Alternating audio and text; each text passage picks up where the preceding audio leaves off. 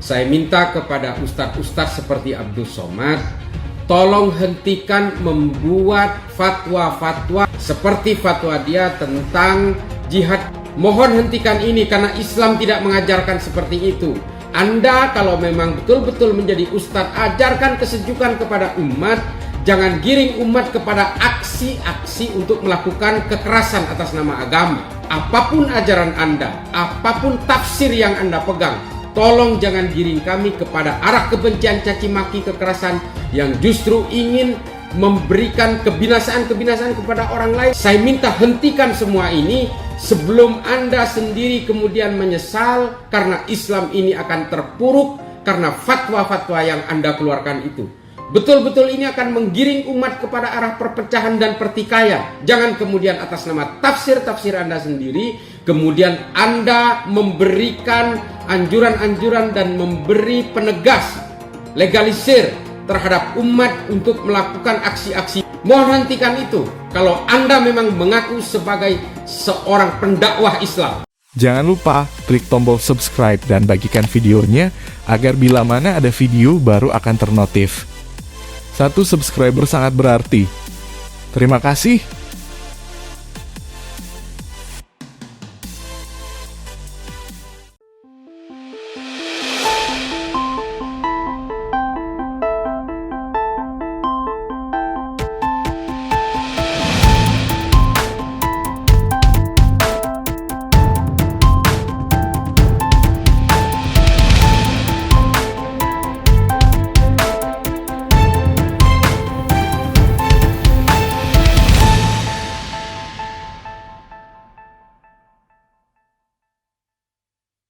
Shalom, Om Swastiastu. Salam kebajikan bagi kita semua dimanapun kita berada. Pada saat ini kiranya kita semua tetap berada dalam keadaan sehat. Dan apapun yang merupakan aktivitas kita sepanjang hari ini, kiranya Tuhan Yesus memberkati kita semua. Dan kembali berjumpa lagi di channel kita, channel kesayangan kita ini, Gereja YouTube. Ya. Terima kasih buat teman-teman semuanya dan juga para sahabat yang sudah mendukung perkembangan channel ini dengan setia. Dan kiranya kita tetap memudahkan untuk menjadi berkat bagi semua orang. Saudaraku, sebangsa dan setanah air Indonesia, hari ini teman-teman, saudara, kita akan membagikan video yang sangat-sangat luar biasa dan pantas untuk kita bagikan. Mari kita saksikan video berikut ini. Saya minta kepada ustadz-ustadz seperti Abdul Somad, tolong hentikan membuat fatwa-fatwa seperti fatwa dia tentang jihad. Mohon hentikan ini karena Islam tidak mengajarkan seperti itu. Anda kalau memang betul-betul menjadi ustadz, ajarkan kesejukan kepada umat. Jangan giring umat kepada aksi-aksi untuk melakukan kekerasan atas nama agama. Apapun ajaran Anda, apapun tafsir yang Anda pegang, tolong jangan giring kami kepada arah kebencian, caci maki, kekerasan yang justru ingin memberikan kebinasaan-kebinasaan kepada orang lain. Saya minta hentikan semua ini sebelum Anda sendiri kemudian menyesal karena Islam ini akan terpuruk karena fatwa-fatwa yang Anda keluarkan itu. Betul-betul ini akan menggiring umat kepada arah perpecahan dan pertikaian. Jangan kemudian atas nama tafsir-tafsir Anda sendiri, kemudian Anda memberikan anjuran-anjuran dan memberi penegas, legalisir terhadap umat untuk melakukan aksi-aksi. Mohon hentikan itu kalau Anda memang mengaku sebagai seorang pendakwah Islam. Ya seharusnya mitigasi kan sudah lama sebenarnya. Sejak awal pemerintahan ini kita sudah melakukan banyak sekali di bermanfaat. Di ASN juga banyak yang bermanfaat. Tapi masih ada yang satu kayak gitu kan. Berbagi lagi. Tapi apa sebelumnya ada apa yang terkonfirmasi pegawai itu? Ya mungkin aja.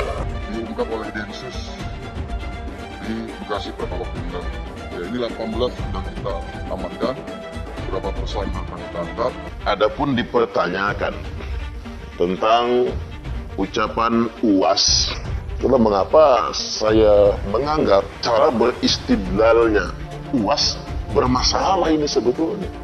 Saya sih menyarankan daripada UAS mengklarifikasi pernyataannya, sebaiknya dengan berani kita mengakui ada kesalahan dalam berfatwa. Hanya ada mubalik ustadz, penceramah yang dengan mudahnya berfatwa, ini justru akan mempengaruhi orang awam dan sangat berbahaya sekali. Karena setiap kata-kata kita pasti ada pengikutnya. Satu orang telah diamankan dengan inisial DE, di mana pelaku ditangkap di wilayah Bekasi. Telah kami sampaikan bahwa saudara DE ini merupakan salah satu yang aktif melakukan propaganda di media sosial dengan memberikan motivasi untuk jihad melalui media sosial. Nah, ini saat ini tersangka DE telah diamankan oleh Densus 88. Kemudian Densus 88 anti Polri masih mendalami, masih mengembangkan kasus ini. Sebelum kami akhir, kami ingin melakukan himbauan sedikit juga ya tentang kewaspadaan. Jadi kita harus semakin meningkatkan kewaspadaan terhadap propaganda dan penyebaran konten radikal. Kemudian mengumpulkan segini banyak bahan-bahan atau alat-alat yang akan digunakan untuk persiapan yang dipicu oleh ideologi radikal tersebut. Nah, saya kira kerjasama dari Densus dengan berbagai pihak akan semakin diintensifkan untuk mencegah dan menangkal paham radikalisme. Apakah penceramah-penceramah seperti Abdul Somad menjadi rujukan umat mayoritas untuk melarang umat minoritas untuk beribadah? Apakah dengan begitu mereka bisa mendapatkan tiket untuk masuk surga? Para pemuka agama harus sadar bahwa menolak pembangunan gereja bukan saja bertentangan dengan konstitusi, tapi bertentangan dengan ajaran agama itu sendiri. Apakah penceramah-penceramah itu percaya bahwa melarang dan menghambat orang untuk beribadah, bahwa mereka bisa masuk surga? Publik pun langsung bersuara lantang. Cuma di Indonesia, gereja disegel, bak tempat maksiat. Jangan pakai alasan izin untuk menghalangi ibadah umat muslim, terutama umat minoritas yang beragama Kristen. Kalau izin belum lengkap, bantu melengkapi izinnya. Kau malah disegel. Jadi jelas kalau tidak menikah dengan masalah izin, terjadi ketidakadilan antara umat minoritas dan umat mayoritas. Seperti yang kita ketahui, banyak sekali musola tidak memiliki izin. Umat mayoritas bisa membangun rumah ibadah izin. Ini bukan terbalik dengan umat minoritas. Maupun kalau saja memiliki izin membangun rumah ibadah dengan izin pasti dipersulit. Sesulit-sulitnya. Kita mau jujur, SKB 2 Menteri hanya berlaku bagi kaum minoritas saja.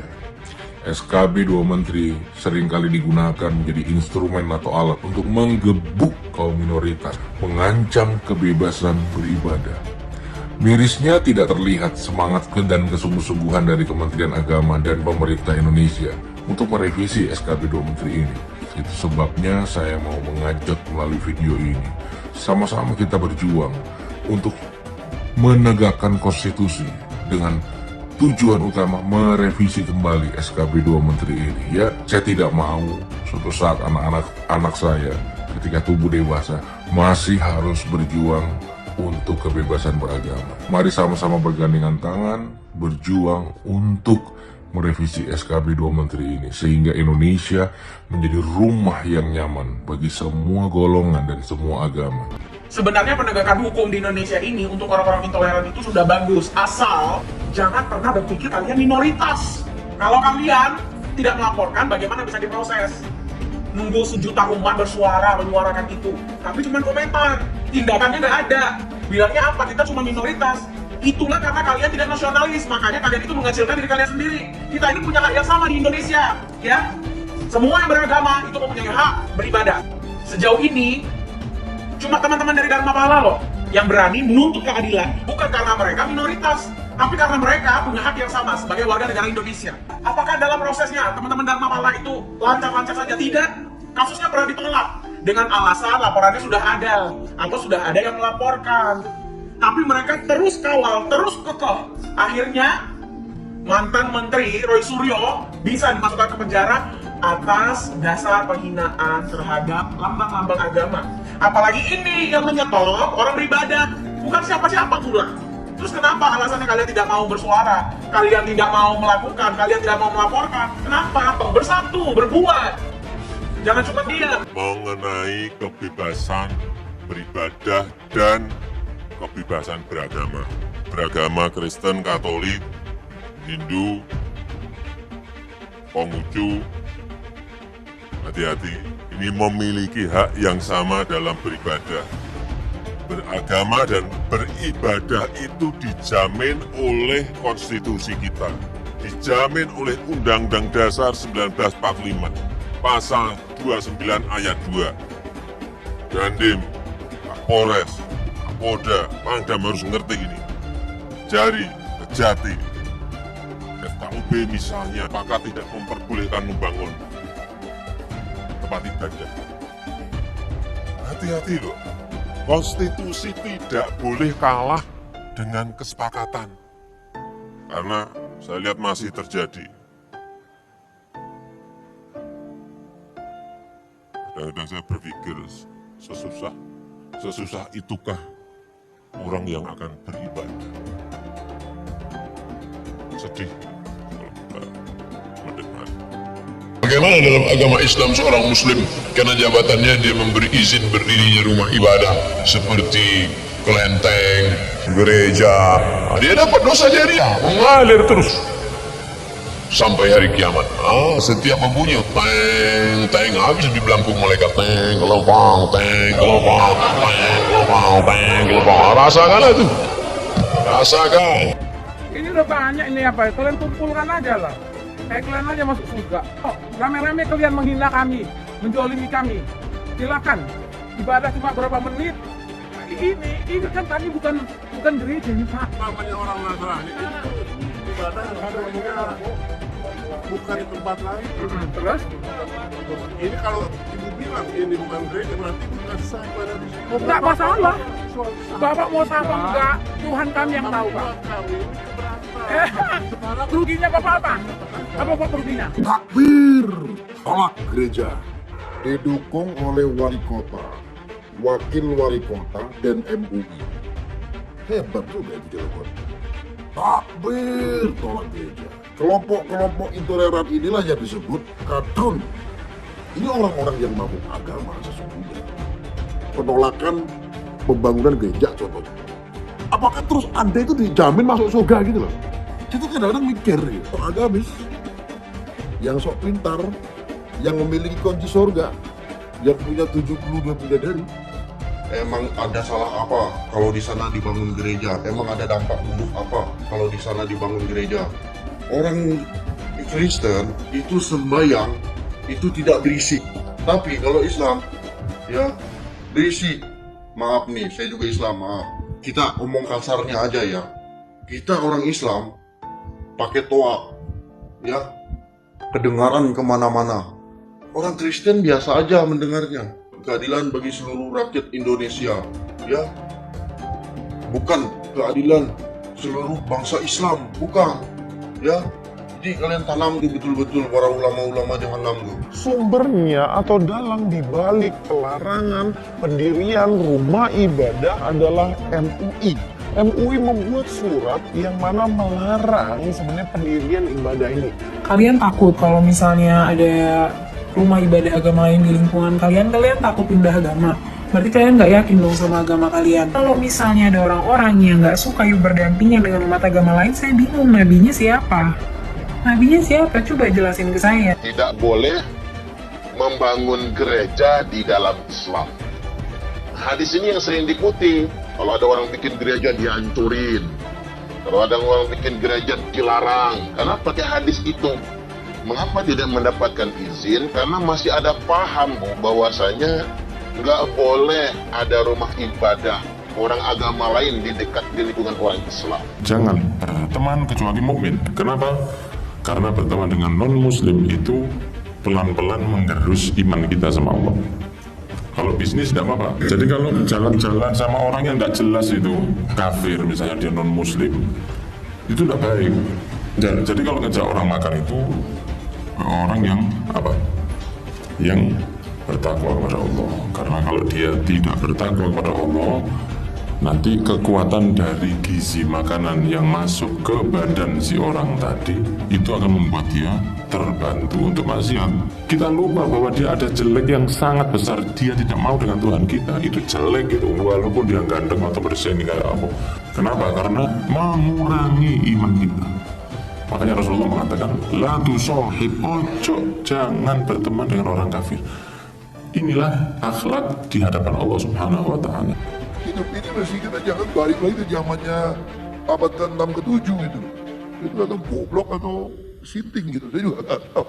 TV itu dikatakan para ulama haram.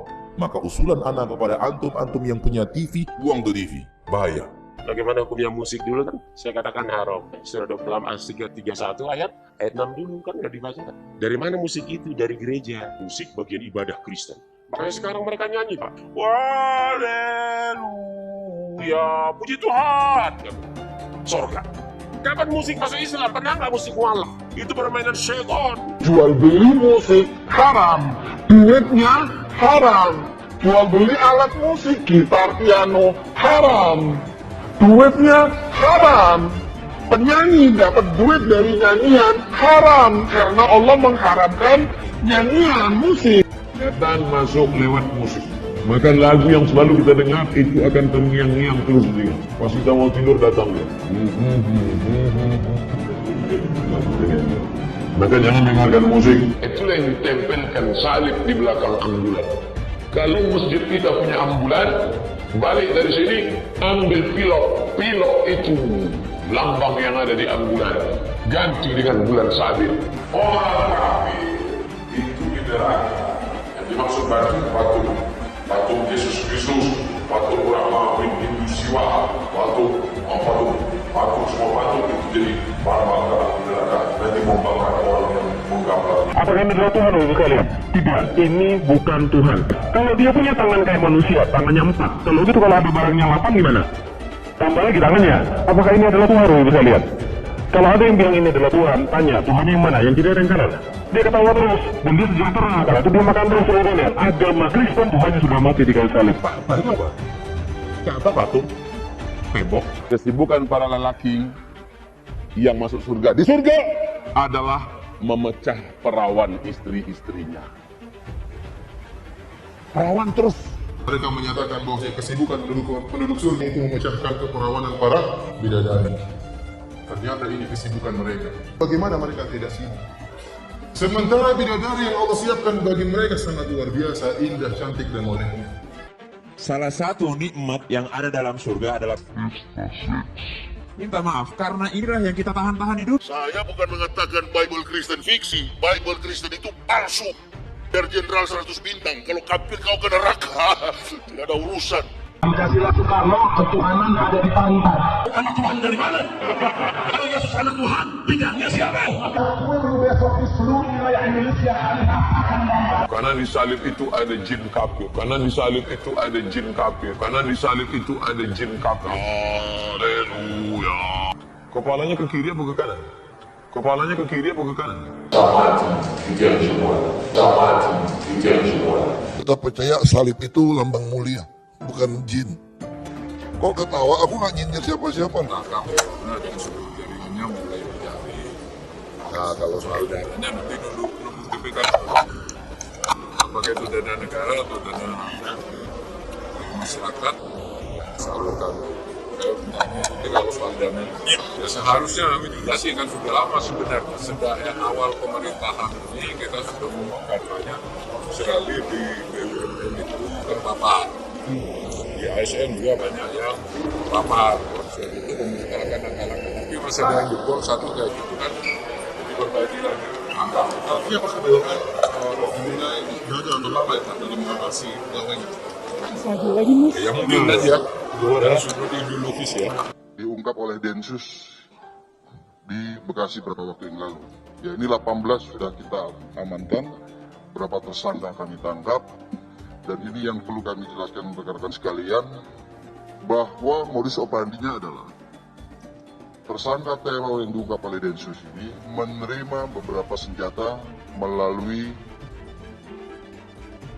e-commerce, penjualan online. Membuka mata kita semua ya bahwa ternyata kelompok-kelompok ini yang notabene justru mentogutkan negara ini, mengharamkan Pancasila, ternyata mereka ini justru bekerja dari negara ini. Tapi inilah peringatan buat kita semua bahwa profiling saja tidak cukup untuk melakukan rekrutmen terhadap badan usaha atau lembaga milik negara ini. Perlu assessment yang lebih dalam kepada mereka yang ingin direkrut menjadi karyawan baru. Bahkan saya mengusulkan ini teguran juga dari seluruh anak bangsa ini ya kepada Kementerian BUMN untuk melakukan assessment terhadap semua karyawan yang ada di kementerian, lembaga atau badan usaha milik negara. Coba bayangkan, ini baru satu saja dengan alat bukti yang berupa belasan pucuk senjata.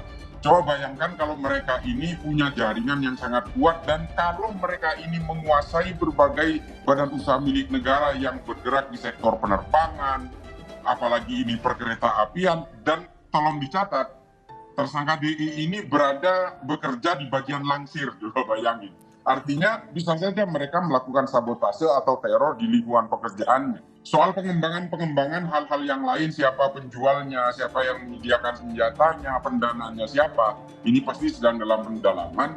Makanya Densus 88 yang saya tahu hari ini bekerja sama dengan Polda Metro Jaya untuk melakukan pengembangan karena nantinya akan ada pidana umum dan ada pidana teror. Kalau ada kelompok pemasok, misalnya ada orang-orang yang menjual tapi punya ideologi teror yang sama, pasti akan diseret dengan undang-undang teror. Kalau melihat pola kerjanya tersangka DI ini, dia memang bergerak di media sosial. Interogasi yang dilakukan oleh pihak Densus, saya dapat bocoran dari teman-teman dari Densus bahwa dia ini memang berniat melakukan amalia sendiri, mengumpulkan senjata sendiri, dan dia sudah siap. Tujuan dia ini adalah berangkat ke Suriah, tapi dia memahami berbagai hambatan untuk berangkat ke Suriah, sehingga akhirnya opsi B, opsi C yang dia lakukan, menyerbu markas Brimob atau markas TNI untuk masuk surga secara otomatis dengan melakukan penyerangan terhadap kantor-kantor polisi dan TNI yang dianggap simbol togutnya Indonesia. Nah ini adalah pola lain bagaimana orang yang sudah terpapar ideologi dengan pola-pola pembodohan-pembodohan yang menggunakan ajaran-ajaran agama. Berbagai ideologi kekerasan ini menunggangi agama supaya kejahatannya terlihat terhormat. Dia betul-betul berusaha menjadi ideolog dan berusaha untuk mempengaruhi orang lewat media sosial dengan cara menunjukkan militansinya melalui senjata-senjata yang dia punya. Ini ada satu dari sekian ribu karyawan yang menurut saya kita tidak boleh diam. Kalau hanya sebatas profiling saja, saya kira tidak cukup. Harus betul-betul dilakukan assessment secara mendalam terhadap pemahaman ideologi terhadap setiap orang yang ingin bekerja di lembaga-lembaga atau badan usaha milik negara. Kita tidak boleh terlalu menyimplifikasi persoalan ini. Nanti betul-betul lembaga negara ini justru diisi oleh orang-orang yang punya niatan jahat terhadap negara ini sendiri. Densus punya alat itu dan dipakai oleh Akademi Kepolisian di Semarang. Tapi ya selama ini yang saya tahu memang Densus tidak pernah dilibatkan di dalam rekrutmen terhadap karyawan-karyawan BUMN selama ini. Kini jumpa lagi dengan saya di channel Gereja YouTube. Sebelum kita membahas tentang penutupan atau penyingkiran gereja, terima kasih banyak buat kalian yang sudah suka like dan subscribe di channel ini. Menurut kalian kenapa ada keinginan untuk penutupan dan mengganggu rumah ibadah agama Kristen? Terutama apa alasannya? Apakah penceramah-penceramah seperti Abdul Somad menjadi mayoritas untuk melarang umat minoritas untuk beribadah dan melarang untuk mendirikan rumah ibadah seperti gereja? Apakah benar begitu mereka bisa dapat tiket untuk masuk surga? Tuliskan pandanganmu. Tuliskan pendapatan. Baru-baru ini terjadi lagi, ya kan? Penyegelan gereja. Publik pun langsung bersuara lantang. Cuma di Indonesia gereja disegel. Tempat nafsiat tidak disegel. Dan ketahuin bahwa gereja tersebut disegel dan tidak boleh digunakan lantaran tidak memiliki surat izin dari RT dan RW maupun yang dibilang dengan SKB 2 Menteri. Itu ya. Apalagi berperan RT dan RW setempat. Menurut publik, Presiden Jokowi sudah menyampaikan jika hak beribadah umat beragama dilindungi oleh konstitusi. Jadi sampai konstitusi itu kalah, dibilang Pak Presiden. Dengan Pak RT dan Pak RW ini, lebih lanjut publik mengatakan bahwa kebiadaban penyegelan rumah ibadah ini harus diartikan sekarang juga. Harus dihentikan. Karena juga melanggar konstitusi untuk menghalangi ibadah umat non-muslim itu ya. Terutama umat minoritas yang beragama Kristen. Kalau izin belum lengkap, bantu lengkapi izinnya. Bukan marah di situ. Kepala daerah seharusnya menegakkan konstitusi dan menjamin kebebasan bagi warga. Ini malah ada pemimpin daerah yang melakukan penolakan terhadap gereja. Ini bertentangan dengan konstitusi dan melukai semangat beragama dalam kehidupan bersama di media yang beratar ini gitu ya. Ini pada jelas dalam SKB 2 Menteri bab 1 pasal 3. Orang Kristen yang mau bikin rumah doa di rumah atau di ruko tidak perlu meminta izin pembubaran. Malah ini izin pembubaran selalu menggunakan alasan izin. Saya pikir tidak usahlah menggunakan alasan yang tidak masuk akal karena ada puluhan ribu musola juga di Jawa Barat dibangun tanpa menggunakan izin. Bagaimana di seluruh Indonesia mungkin ada ratusan ribu hingga jutaan masjid di Indonesia tidak memiliki izin. Jadi jelas kalau kita bandingkan dengan syarat izin, terjadi ketidakadilan, saudara, antara umat minoritas dan umat mayoritas. Seperti yang kita ketahui bahwa sekali musola yang tidak mempunyai izin, umat mayoritas bisa membangun rumah tanpa izin. Ini berbanding terbalik, saudara. Ya, berbanding terbalik dengan umat minoritas bahwa ini sungguh-sungguh tidak adil.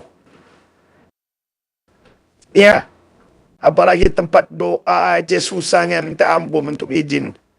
Itu harus memerlukan izin membangun rumah ibadah. Meminta izin pasti dipersulit. Sulitnya itu apa? Berbelit-belit. Dalam SKB 2 Menteri bab 1 pasal 3 di sana disebutkan bahwa rumah-rumah doa seperti rumah atau ruko tidak perlu meminta izin.